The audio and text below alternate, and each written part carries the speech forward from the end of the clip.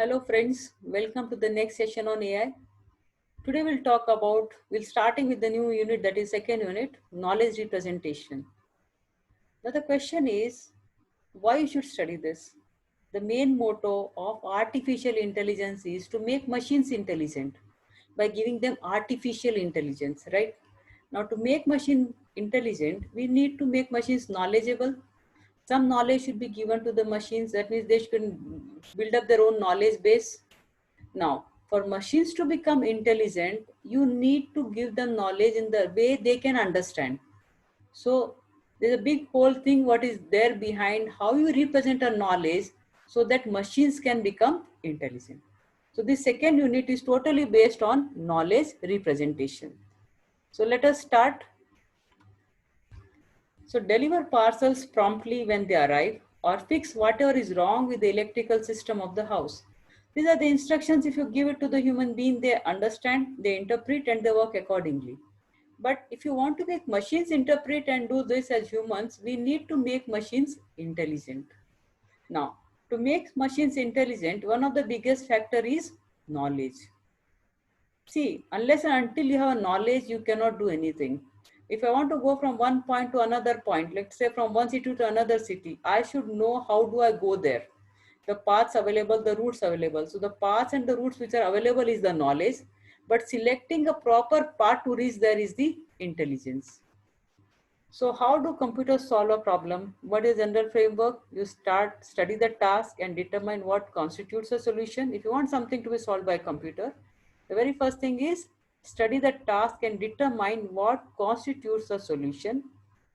Represent the problem in a language with which a computer can reason.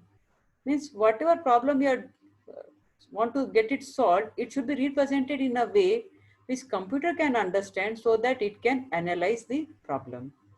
Use the computer to compute an output, which is an answer presented to a user or a sequence of actions to be carried out in the environment. So what we do once we know the problem, you analyze it and then you carry out the computation, and the output of the computation is a solution. What the solution may be a single, may be an answer, or it may be a sequence of actions to be carried out. Now interpret the solution as a solution, interpret the output as a solution to the problem.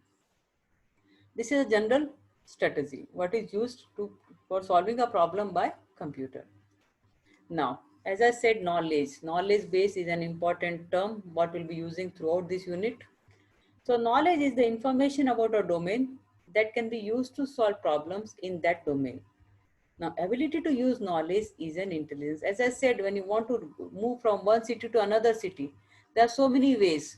Like you can go by train, you can go by flight, you can take your own car. There are many ways. But depending on how fast you want to reach, how urgent the work is, how much money you can spend, you decide, and that is nothing but the intelligence. You decide the path, which path you need to take, and that is nothing but the intelligence.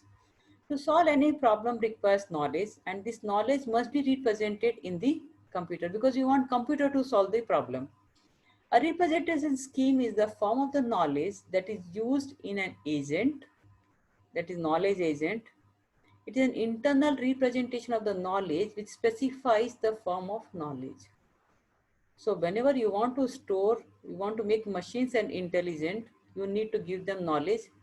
And for machines to understand the knowledge, we need to have some scheme of representing the knowledge, right? And once the scheme is ready, the machines can have their own knowledge base. So knowledge base is the present representation of all the knowledge that is stored by an agent. Fine. A knowledge base is the representation of all the knowledge that is stored by an agent. And knowledge base is required for updating knowledge for an agent to learn with experience and take actions as per the knowledge. A simple example, if you take of a chatbot, right? Once I fire a question, what chatbot will do, it will check it with the FAQ. If it is not existing in the FAQ, it will learn, okay, this is something new what has appeared and I need to learn about it. So that will be added to a database and again it will be interpreted. So knowledge base is an important term. Now, we have knowledge-based agents. Now, what are these agents? They include knowledge base and an inference system. Now, knowledge base is nothing but is a set of sentences.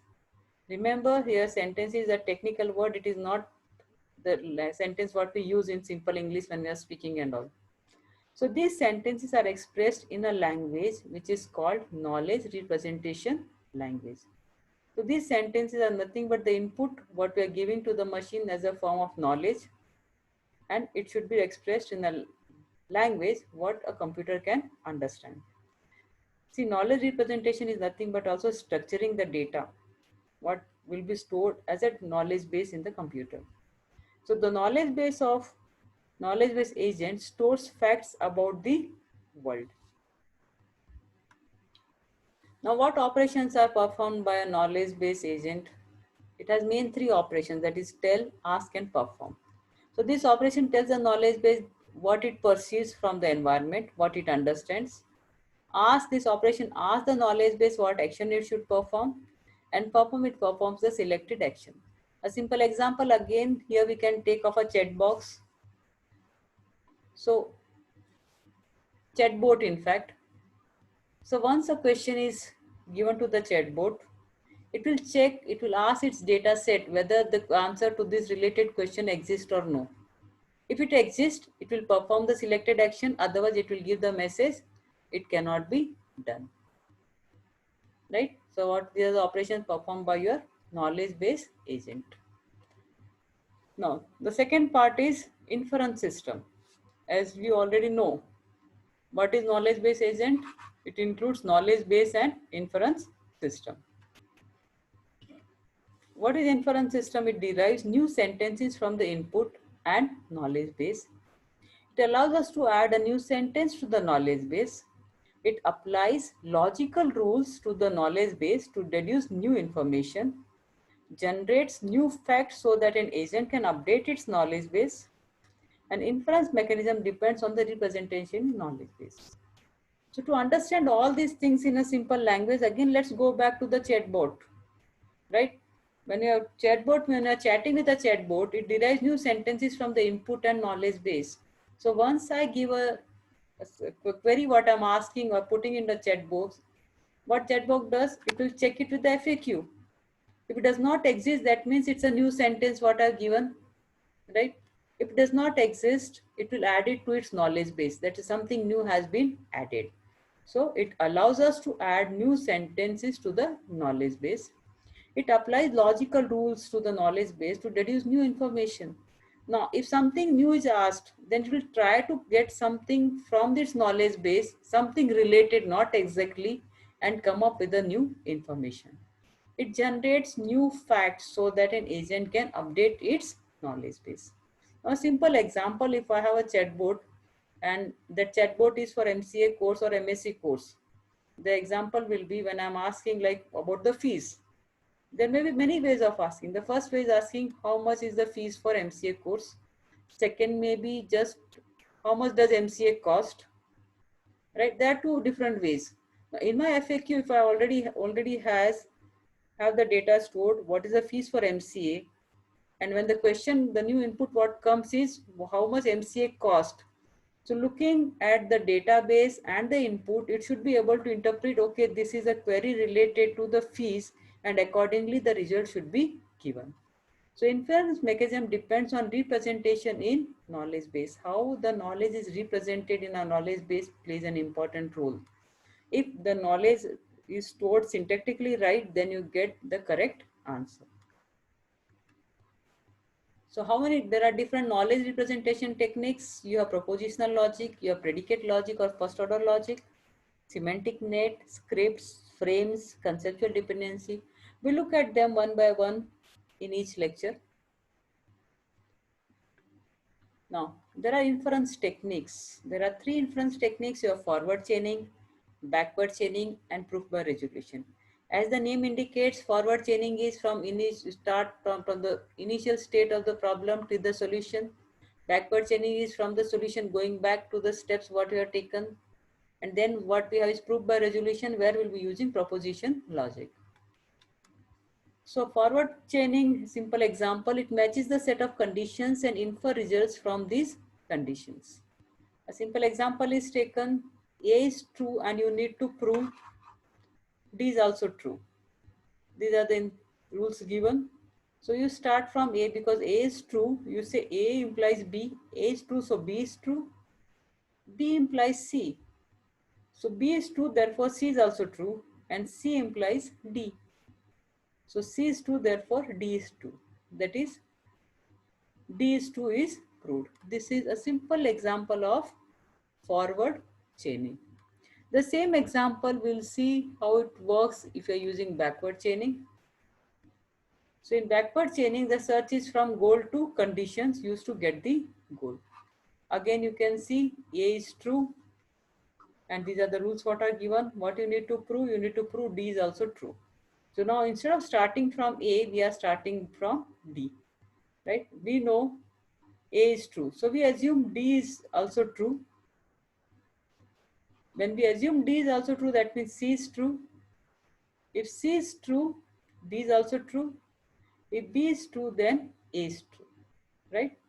That means starting from D, you can prove that A is true. Very simple. It is a backward chaining.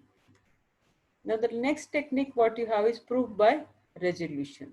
The resolution rule propositional logic is a single valid inference rule that produces a new clause implied by two clauses containing complementary literals, right? So what it is doing, it takes two clauses and comes up with a new clause. A literal is a propositional variable or the negation of a propositional variable. Proposition, of course, you'll understand better when the next lecture when we'll talk about this. Right now, just remember P or Q, right? One literal. Negation of Q or R, another one. So what you get, the new literal what is created is P or R. Right? This is simple proof by resolution. Now, what are the inference rules? So, chain of conclusions that leads to the desired goals. So, logical functions takes premises, that is checks P and Q and analyzes the syntax and returns the conclusion. So, if you take logical functions like here, if you look at these P and Q, fine. So, it takes the logical function, takes the premises in the sense it checks whether P is true or Q is true or they are false, and analyze the syntax whether they are syntactically correct and then returns the conclusion. So if you look at it here, P and Q are taken, Q and R are also taken. They're analyzed whether the value is correct or no, P is false or true. Now here if you see Q is true here, Q is false here, right? Negation of Q. And then it checks whether syntactically they are right or no, and then it analyzes, it gives you the conclusion. That is a simple inference rule. Now these are some inference rules what I think you should remember. Rules, premises and conclusion. You have modus ponens, you have and introduction and elimination, modus tollens, unit resolution and resolution. So this is the table which will be very helpful for the reference as we go further.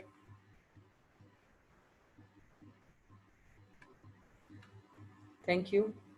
I hope the simple concept of knowledge representation is clear. The overall summary of this presentation is you want to make machines intelligent.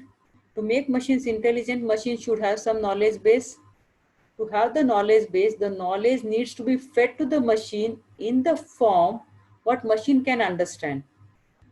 So we need different techniques to represent the intelligence or the knowledge to the machines.